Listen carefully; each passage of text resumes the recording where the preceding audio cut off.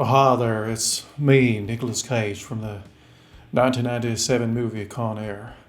Oh, you don't recognize me? One sec. And I'm here to explain to y'all dollar cost averaging, or as I like to call it, dollar cage averaging, here on the Big Matty Money Show.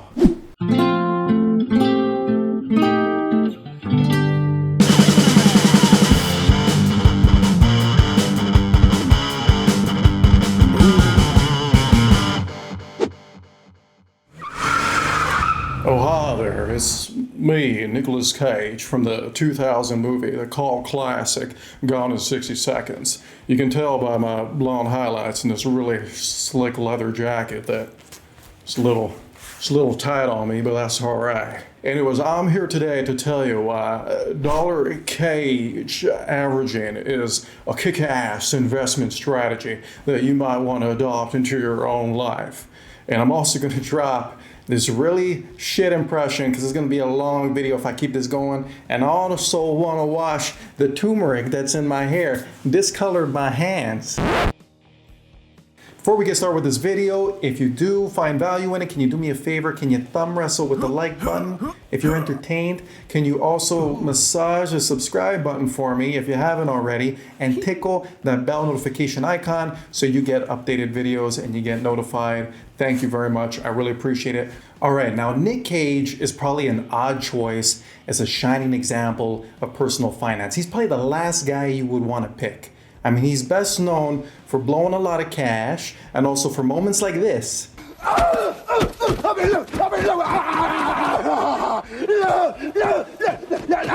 And memes like this. This is the guy who famously bought what most would consider to be wacky items, such as a 9-foot-tall burial tomb, shrunken pygmy heads, and a 70-million-year-old dinosaur skull. But it wasn't collecting all this national treasure that did Nick Cage in.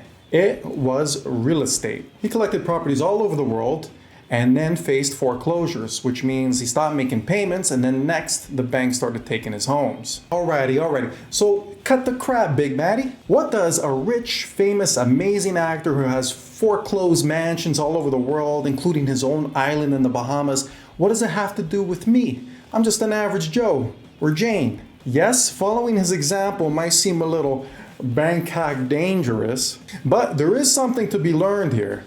It's his financial troubles and in his rise to prominence again that can tell us about the mathematical awesomeness of dollar cage averaging. Now, just give me a second to make a graph magically appear on screen. Just give me a second. All right, go. It may be inconceivable now, but at a time, Nicolas Cage had a net worth well over $100 million. He was raking in the cash back in the 90s. Between 2000 and 2007, this is where his net worth starts to tank. He starts buying liabilities, things that cost him money and don't make him money. Now, let's say he buys a couple of yachts here in 2002, maybe a couple of fossilized dinosaur testicles here in 2004, and maybe the lost city of Atlantis over here in 2007. Now, financially, he's in a tough spot. He spent a lot more than he's made. Now he's got to crawl his way back to the top. It's easy to lose money quick, but it's very hard to make money quick. But he's the best damn actor there is, and he's motivated. He's got a score to settle. So he's going to crawl his way back to the top.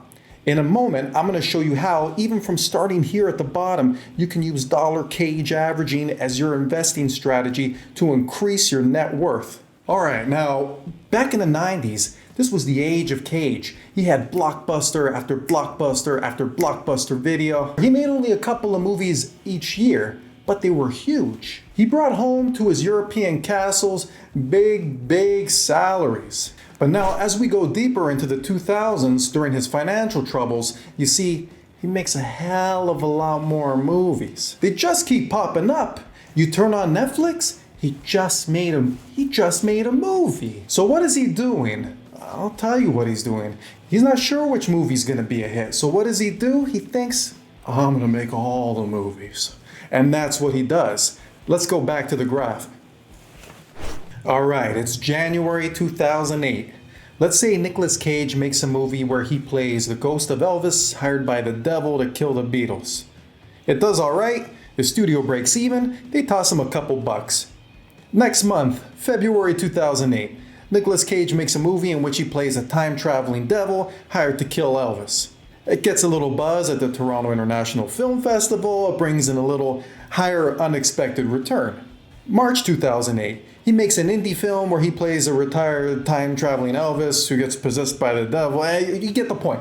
Anyways, it ends up in the dollar bin at Walmart. So some are better than others. They're not all hits, but in reality, it's all good because it's all Cage. Now, allegedly, he's back up to about $25 million net worth. Little by little, he's building his fortune with many movies over time. All right, confession time. Dollar Cage averaging is actually just an analogy for an investment strategy that already exists called dollar cost averaging. I just reskinned it, so to speak. As the kids say, dollar cost averaging is where you're consistently investing regardless of what's happening in the market. Every month you buy in. You're Nick Cage making a movie every month. Now maybe it's a hit, maybe it's a miss, but the important thing here is consistency. We all know the market is volatile. We hear it goes up, it goes down. A lot of people may tell you they know when the market's going to rise or fall, but the truth is that no one knows. Someone's just taking a guess. So you shouldn't try to time the market. You should spend time in the market riding the waves of volatility. You're continuously making movies. You're continuously making investments. Yeah, you'll see what I mean. Let's head back to the chart. All right, so let's say a young girl, we'll call her Mandy. She's able to save $100 a month. Rather than buying a liability like a yacht, 2000s Nicolas Cage style, she wants to buy assets and invest in the company that makes the yacht, as well as a pool of other large successful companies in the stock market. She can do this by buying something called an index fund, that is a basket of stocks and has been proven to beat stock picking and market timing. She wants to invest with the strategy of dollar cost averaging. On every first of the month, she plans to spend that $100 to buy as many shares as she can, regardless of its price. Let's say the price of the fund she's purchasing is $20, just to use round figures as an example. Well then, let's say it's January 1st and she buys 5 shares. 100 divided by 20 equals 5.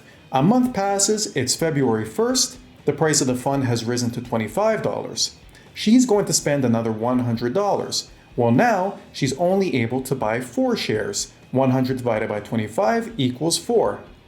Now, let's say March 1st, the stock price drops from $25 all the way down to $10. Well, that doesn't scare her because now she knows she can buy more. She can buy 10 shares. 100 divided by 10 equals 10. Finally, April 1st, let's say the price goes back to $20 a share and she buys another 5. As you can see, the share price did not increase overall after 4 months. It went up, it went down, but Mandy spent a total of $400 over the 4 months and owns 24 shares. She paid on average 16.6 for something now worth $20. And she owns 24 of them, which means 24 something worth $20 is $480. She only put in $400 of her own money. She made $80 because she consistently bought. When it was expensive, she bought what she could. When it was cheap, she bought as much as she could. Now, when you go shopping at Walmart, and be honest, you pass by that sweet discount DVD bin, you see one Nicolas Cage movie for $7 and you see 2 for $10. What are you gonna do? Well, you quickly do the math. You go, wait a minute. So you mean I could own Ghost Rider and Ghost Rider Spirit of Vengeance together for $10? You grab them both, right? You'd be stupid not to. You grab them both. You gotta have that same idea when it comes to investing. Get excited about the market going down. That's discount shares. That's the market's on sale. Don't be scared of volatility. Embrace it. Keep investing like Nick Cage makes movies. Now, dollar cost averaging works because it does two things quickly. It takes psychology out of the mix and it keeps your money working. Most people see a rising price in the market, they get excited, they buy, and then it drops, and then they sell. They bought high, they sold low. Dollar cost averaging leaves out all that emotion. Another reason it works is that a lot of people just keep too much cash. They keep a lot of money in a checking account that's not working. And if that money's just sitting in a checking account and is not growing, it's dying. It's actually losing value over time due to inflation and due to money printing. Consistent investing with dollar cost averaging means that you're using all this time for your money to compound. So for those of you who have a large amount of money and you're thinking, do I still dollar cost average? Do I wait week to week? Do I wait month to month? Or do I just take this whole lump sum and invest it at once? That's a great question. But it's also the topic for the next video where we're gonna take dollar Cage averaging, the Nicolas Cage strategy, and make it face off against lump sum investing, the John Travolta strategy.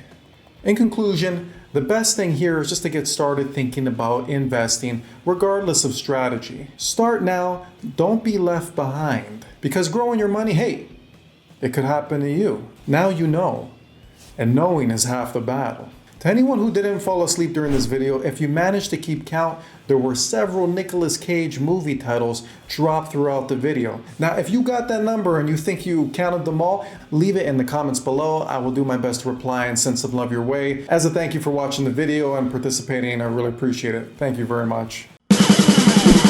We also have our free tool called Whoop Assets. The link is in the description, so open up a can of Whoop Assets.